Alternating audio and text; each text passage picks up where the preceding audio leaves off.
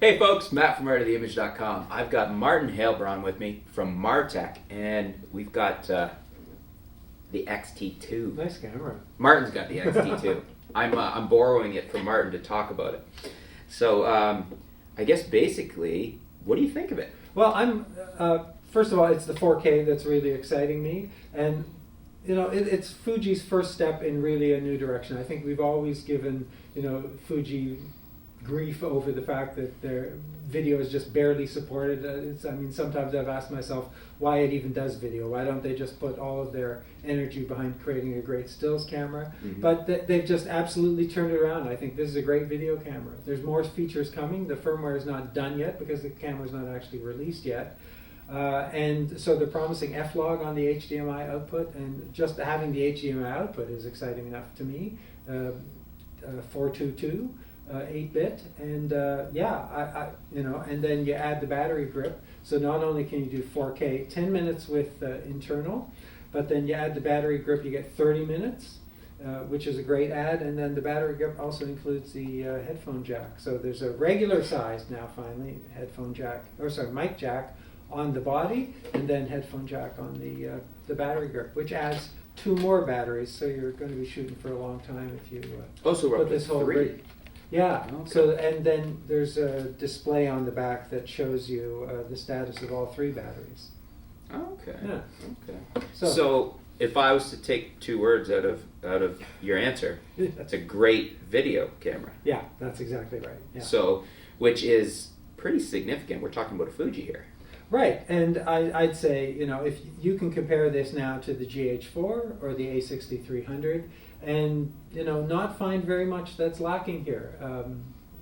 Now you won't have, unlike the A6300, you won't have a log recording internally, and you know, you don't have quite the sophistication of the GH4's video controls, contrast brightness controls. But for the rest, you know, this is really going to be killer, I think, for video production, for 4K video production. I mean, it's I could not have anticipated. You know, when they sent it over, and it did, I wasn't briefed before I got it, and I was just, you know, as I scrolled through the video menu and I got to 4K, I was just extremely surprised. I would not have anticipated that. Wow. I'm actually I'm still playing with the X Pro 2. Okay. This is lots to like there too. Well, yeah, but the X-T2's kind of really taken me by surprise because I was not expecting I thought maybe they'd do it, but I really didn't think so. The 4K. Right, like they've undercut that camera. Like unless you're really someone who loves that optical EVF combination viewfinder in the X Pro 2. A much nicer camera. Well, you know? I have to agree. I'm an XT guy. Like I even like the XT10. So maybe the XT20 or whatever it's going to be would be the one I would go with. Right. But I love these cameras. Yeah. So the fact that you're saying that I can't wait to get my hands on this from Fuji, and if this is a true video killer camera, this may be the contender for what I start shooting with on a daily basis.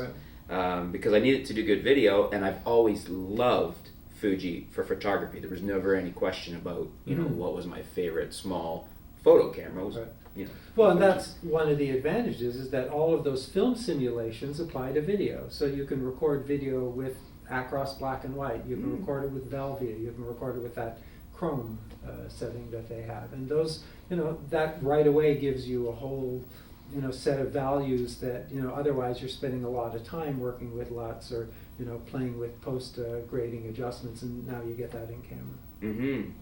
Now you're comparing that to the A6300 from Sony, the Panasonic GH4, which you're putting it in with the top contenders of this group. That's where I feel this falls. Yeah.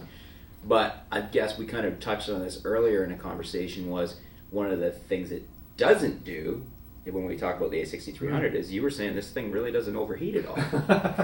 Right. Yeah. In a way, that's its downfall. It doesn't overheat. If you're looking for a camera that'll keep your hands warm at night, a winter camera. Yeah. Then I go with the A6300. But like side by side, this one I ran it for well over an hour before it even started to show the overheating warning. Wow. And the Sony probably died after 20 minutes.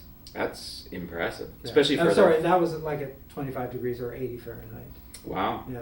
Well, I was very impressed. For their first 4K offering.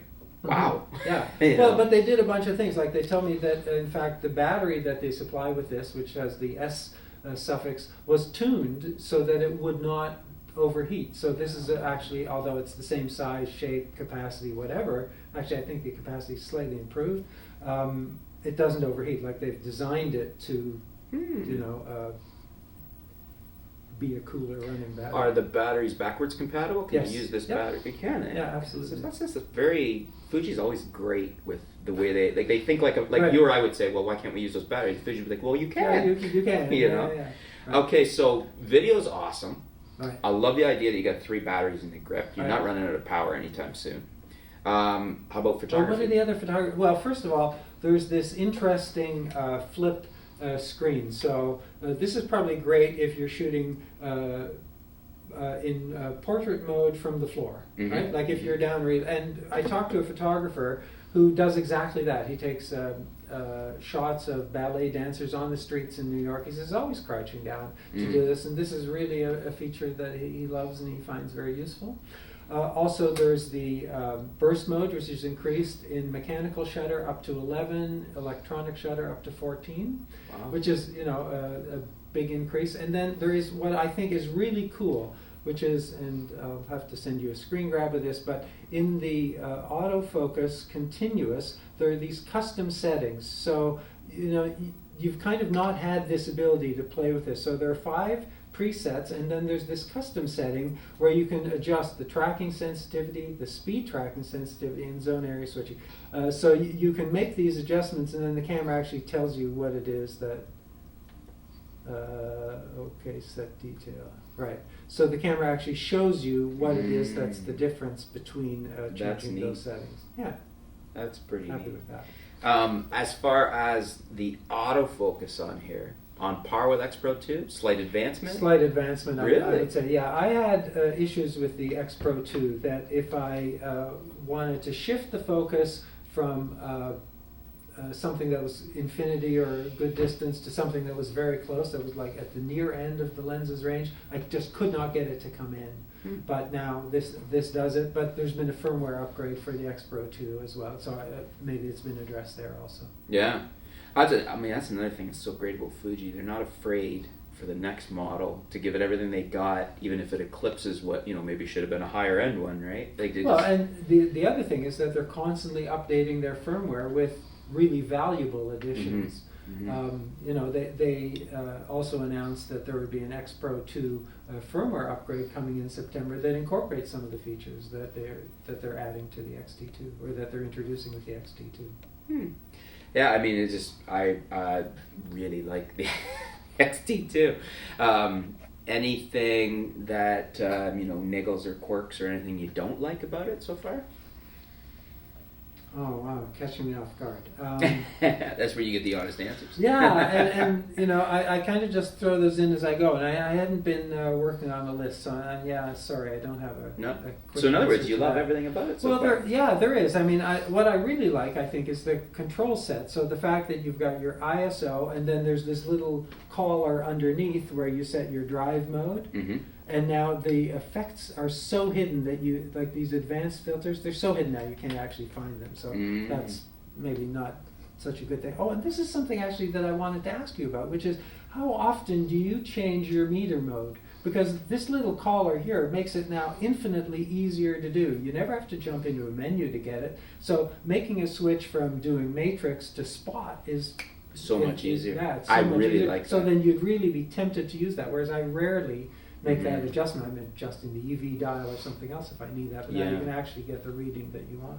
Yeah, I don't change it a lot, but I would change it more having this. Because typically I'm shooting in manual anyways, so if my metering mode's not working for me, I just dial in Right. what it needed to dial in. Whereas this makes it so you could change the metering mode Actually, right away. yeah, you're getting an assist from the meter, so Yeah. I like that as well. Yeah. No, that's great. I mean, everything about this seems so. Yeah. The Q button's in a better place than Yes, the X Pro yes. 2. I was on the X Pro 2, it's like awkwardly over here, but here it's right where you need it. Yeah. Yeah. Oh, and this joystick, and again, that was the X Pro 2s as well, right? That it just makes it so I wish Yeah. that the size of the focus spot was adjustable, because you've only got this one size. Maybe But in a firmware update. yeah, maybe. But moving it around, so now I can move the spot around, get exactly to where I want it's never been that easy to move your focus highlight. To move Yeah, I mean, everything about this is just, I mean, even in the hands too, I like the XTs. I like the XT series. I'm an XT over X Pro guy. Right. Which, I don't think Fuji can get upset of having a preference of one of their No, cameras. no.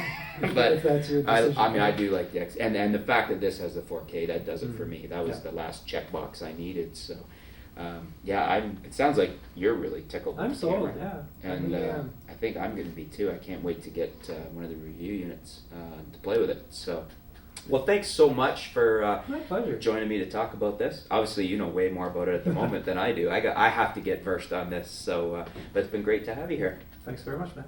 Thanks for tuning in, folks. Stay tuned. We'll be back soon here at artoftheimage.com.